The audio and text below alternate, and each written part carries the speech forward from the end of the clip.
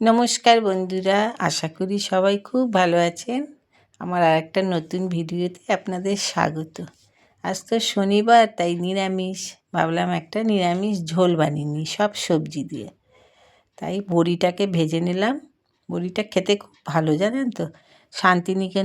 নিকেতন থেকে নিয়ে এসেছিলাম ডালের বড়ি একদম। বলেছিলাম ওদেরকে ঝোলের বড়ি দিন, তো দিয়েছে। তো পাঁচফোড়ন সোমবার দিয়ে সবজি দিয়ে বসিয়ে দিলাম। সবজি বলতে ওই বেগুন, তারপরে গাজর, পেঁপে, কাঁচকলা, কুমড়ো, মিষ্টি কুমড়ো, বিনস এইসব দিয়ে নিরামিষ ঝোলটা বসিয়ে দিচ্ছি। আমার শাশুড়ি মা খেতে খুব ভালোবাসতেন এই ঝোলটা। উনি তারপরে ঝোলের মধ্যে একটু থানকুনি পাতা দিতেন, কখনো একটু হিঞ্চে শাক পাওয়া যায় না, হিঞ্চে শাক দিতেন, কখনো কলমি শাক একটু বড় বড় করে কেটে ওই ঝোলের মধ্যে দিয়ে দিত, পাতলা ঝোলের মধ্যে। একটু নুন আর হলুদ দিয়ে এবার এটাকে একটু মজাবো ঢাকা দিয়ে দিয়ে। একটু সবজিটা নরম হয়ে গেলে তারপরে ওই জিরে ধনে গুঁড়ো ভেজে রেখেছি ওইটা দিয়ে দেবো। বড়িটা খেয়েও দেখেছি, খুব ভালো। ওই সব জায়গায় তাও একটু খাঁটি বড়ি পাওয়া যায়, আমাদের এখানে বড়ি মানে তো একটুখানি চালের গুঁড়ো মেশানো। আমার বাপের বাড়ির ওদিক থেকেও এনেছিলাম কলাইয়ের ডালের বড়ি, খুব ভালো খেতে ছিল। এবার একটু মশলা দিয়ে একটু কষিয়ে ঝোল দিয়ে দেবো, মানে জল দিয়ে দেবো। একটু পাতলা পাতলাই এটা ভাল লাগে। শাশুড়ি মা নিরামিষাশী ছিলেন, ওই জন্য উনি নিরামিষের নানান রকম পদই করে দেয়া হতো, খেত। এই তার মধ্যে ওনার এটাও একটা প্রিয় খাবার ছিল, নিরামিষ ঝোল বড়ি দিয়ে। তারপরে আবার বেগুন আলু বড়ি দিয়েও একটা ঝোল খেতেন, সেটার মধ্যে একটু সর্ষের গুঁড়ো দেওয়া হতো। সেদ্ধ হয়ে গেছে, এবারে বড়িটা দিয়ে দিলাম। আগে দিয়ে দিলে তো বড়িটা গলে যাবে। আর নামাবার আগে একটু ঘি দিয়ে দেবো। আজকে একটু পোস্তও করব, নিরামিষের দিন তো একটু 3-4 রকমের হয়েই যায়। আর এই ঝোলটাকে তো আমার কর্তামশাইও খুব ভালোবাসে। বিনস নিয়ে নিয়েছি, শুধু আলুর পোস্ত করব, একটু বিনস মিশিয়ে দিই। এই বটবটি থাকলে তো বটবটি দিয়েই হতো, খেয়ে দেখবেন এই বিনস দিয়েও ভালো লাগে। আর 2খানা লঙ্কা দিয়েছি আমার জন্য। তেলের মধ্যে একটু পাঁচফোড়ন সোমবার দিয়েই করব। আমার শাশুড়ি মা থাকতে এখনও আমিও করি। বটবটি মিষ্টি কুমড়ো আলু দিয়ে পোস্তটা খেতেও বেশ ভাল লাগে। বটবটি না থাকলে কুমড়ো দিয়েও ভাল লাগে, আবার কুমড়ো না থাকলে বটবটি দিয়েও ভাল লাগে। তো শুধু আলুর পোস্তটা একটু কমই হয়, মাঝে মাঝে একটু খেতে ইচ্ছে করে। আমি যখন বিদ্রোহ করি আজকে শুধু আলুর পোস্ত খাবো, তখন একটু করি। শান্তিনিকেতনে থেকে পোস্তটাও খুব খাঁটি পোস্ত, ওখান থেকে আমরা যখন যাই আর কি নিয়ে আসি। বিনসটা একটু এর মধ্যে নাড়াচাড়া করে দেবো, একটু ভাজা ভাজা হলে খেতেও ভাল লাগবে। আর ওপরে আলুটা দিয়ে তারপরে একটু ঢাকা দেবো। আলুটা সেদ্ধই আছে। দিয়ে দেবো 2টো কাঁচা লঙ্কা, একটা পোস্তর সঙ্গে বেটে দিয়েছি। আজকে একটু ইচ্ছে আছে বড় ননদের ওখানে যাব, রামকৃষ্ণ মিশনে। দেখি গিয়ে যদি ফুলগুলোকে পাই ভালো, কারণ এখন তো গরম পড়েই যাচ্ছে। সকালবেলায় যখন হাঁটতে গেলাম মর্নিং ওয়াকে, তখন হলো বেশ ঠান্ডা ঠান্ডা ভাব ছিল। কর্তামশাই ঢুকে আবার একটা মানে জ্যাকেট নিয়ে পড়লো।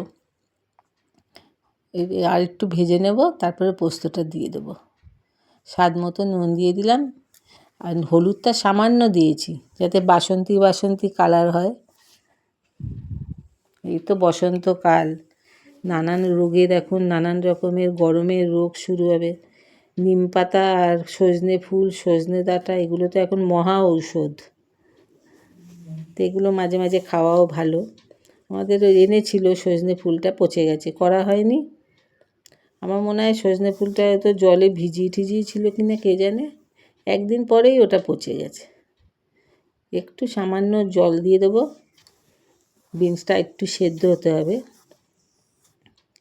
তারপরে বানাবো একটুখানি টমেটো আর কুল দিয়ে চাটনি। আজকে বড় ননদের কাছে যাব, ভাগ্নি, আমার মামা মামি সব মিলে। অনেক দিন যাওয়া হয়নি ওনার কাছে। এমনি ভালোই আছে, জামাইবাবুর শরীরটা খুব একটা ভালো নেই। কেটে নিয়েছি কুল আর টমেটো। টমেটো আর কুল দেখলেই তো মনে হয় সরস্বতী পুজোর চাটনি। খুব ভালো লাগে। কটা কুল রেখে দিয়েছিলাম, কিছুদিন আগে অনেকটা বানিয়েছিলাম। কটা কুল রেখেছিলাম, কর্তামশাই আবার এনেছে টমেটো। এখনও ডাল সম্বার দেওয়ার বাকি আছে, বিউলির ডাল সেদ্ধ করেছে, ওই জন্য ভাবলাম আজকে পোস্তটা খেতে হবে।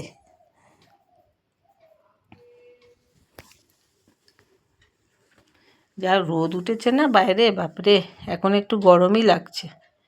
দিয়ে দিলাম পোস্তটা, ভাজা ভাজা হয়েই গেছে। আর একটু বাটি ধোয়া জল যাকে বলে। আর পোস্ত মানে তো একটু মিষ্টিও দিতে হবে, তাই না বন্ধুরা? এই সময় সবাই খুব সাবধানে থাকবেন, ঠান্ডা ঠান্ডা খাওয়া দাওয়া করতে হবে। সামনে তো দোল, সেদিন তো আবার দোল খেলা যাবে না নাকি, কত কিছু বারণ হচ্ছে। চন্দ্রগ্রহণ তো আছেই, আর একটা তার কি প্রভাব বলছে সকাল থেকেই শুরু হয়ে যাবে। সেই জন্য পূজা আর্চা করতে না, ঠাকুর ছুঁতে না।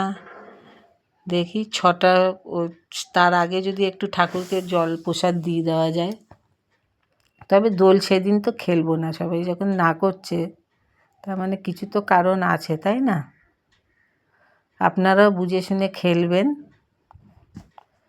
হয়ে গেছে মোটামুটি পোস্তটা।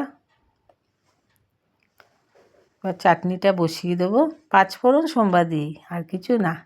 আর নুন হলুদ আর মিষ্টি তো দিতেই হবে একটু। ভিডিওটা ভালো লাগলে বন্ধুরা একটু কমেন্টে জানাবেন কেমন হচ্ছে। আপনাদের সাপোর্ট তো খুব দরকার না? নতুন বন্ধুরা একটু সাবস্ক্রাইব করে দেবেন। পুরনো বন্ধুদের অনেক ধন্যবাদ। দেখেছেন কি রোদ? এখন কিন্তু বেশি টাইম হয়নি, এখন 9:15 বাজে, তাতেই এত রোদ। না জানি এরপরে কি হবে। কালকে তো ভূমিকম্প একদম কাঁপিয়ে দিয়েছিল। সবাই খুব ভালো থাকবেন বন্ধুরা, সাবধানে থাকবেন। আপনাদের ওখানে কেমন ভূমিকম্প হয়েছে একটু কমেন্টে জানাবেন। আমাদের এখানে তো বেশ ভালো হয়েছে, অনুভূতিটা এত জোরদার হয়েছে। আর একা একা ছিলাম তো, খুব ভয় পেয়ে গেছিলাম।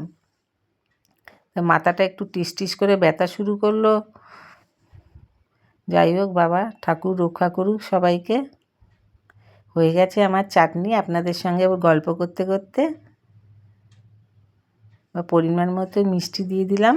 চাটনি খেতে বেশ ভালোই লাগে আমার, সবাই তো ভালোবাসেই, কিন্তু ওই টক ঠক ভালোবাসে, আমার একটু মিষ্টি মিষ্টি চাটনিই ভালো লাগে। হয়ে গেলে নামিয়ে নেব। বন্ধুরা সবাই খুব সাবধানে থাকবেন, সুস্থ থাকবেন। আর একটা নতুন ভিডিও নিয়ে দেখা হবে।